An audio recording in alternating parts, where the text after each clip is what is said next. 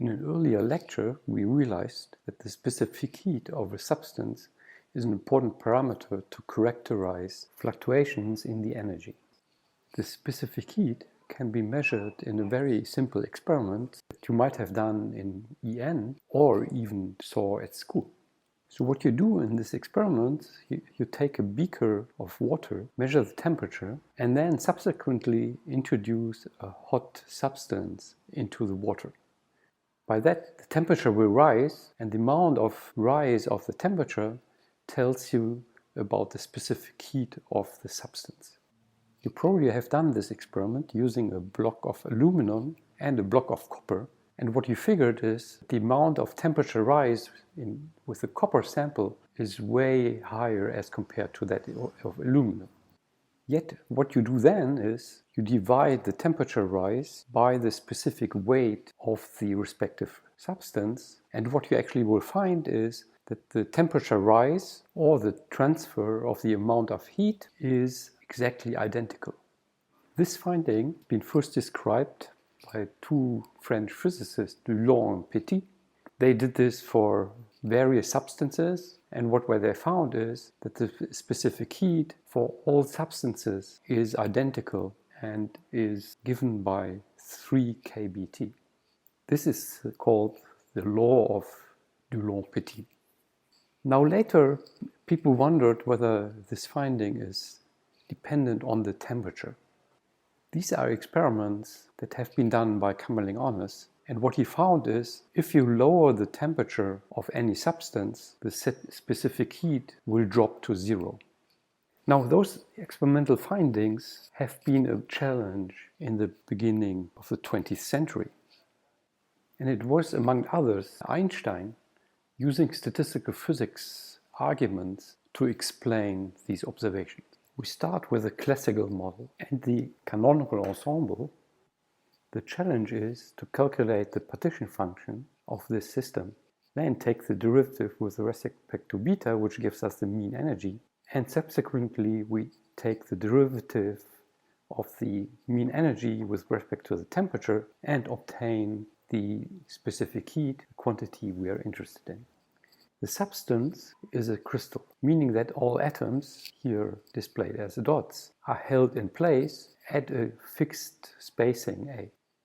Now they are held in place because of interactions between these atoms, here displayed as springs. Every atom has a given mass, and the spring is characterized by a spring constant K.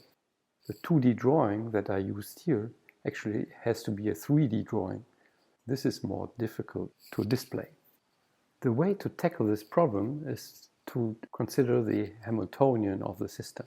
The Hamiltonian H is given by two components, the translational Hamiltonian and the potential, given by p squared divided by 2m for the translational plus k half q squared for the potential. Further, we consider here that we are dealing with an ideal gas. For the ideal gas, we know that the partition function of n, beta, and v is simply given by the partition function of a single particle, z1, of beta and v to the power n. Now z1 of beta we express in terms of the classical partition function, reading 1 divided by h to the power 3 integral on p and q in 3 dimensions each, e to the minus beta, the Hamiltonian, reading p squared divided by 2m plus k half q squared. You right away see that the integrals on phase space separate. There's one integral on the momentum space p, and the second part is on real space in q. The first part we have solved already, just gives 1 divided by lambda thermal to the power 3. For the second part, we again consider that all directions in phase space are normal to each other. Hence, the 3-dimensional integral is equal to the 1-dimensional integral to the power 3. The integral in real space is again an integral on Gaussian functions, the result of which we simply can look up. And what we finally obtain is that the partition function of a single particle is given by 1 divided by lambda thermal to power 3 times 2 pi divided by beta k to the power 3/2. Now that we can rewrite and finally obtain a very simple equation for the partition function of a single particle, which is 1 divided by beta h bar omega to the power 3, where omega is the frequency of the harmonic oscillator given by the square root of k divided by m. From this finally we obtain the n-particle partition function z of n, beta and v, which is equal to 1 divided by beta h bar omega to the power 3m.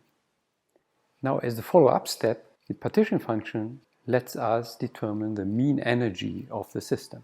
The mean energy of the system is equal to minus d log z by d beta, finally leading to the result that the mean energy is given by 3n kBt. Now this might not be too big of a surprise, because we know that for classical systems the equipartition theorem holds, and in the problem we have 6 degrees of freedom, 3 in the momentum space and 3 in real space, giving 6 dimensions and hence 3n kBt. Now from the mean energy we now directly can derive the specific heat of the substance. Let's express this as a specific heat per particle, Cv, which is equal to the Cv, the specific heat, divided by the number of particles, and we obtain that this is equal to 6/2 kb, the result of the Dulong-Petite law. Yet, what we have to realize is the specific heat is independent of temperature. Hence, our model does only explain the high temperature result, but cannot explain what happens if we lower temperature.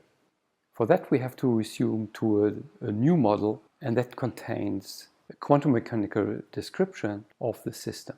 That is what we're going to look into in the next clip.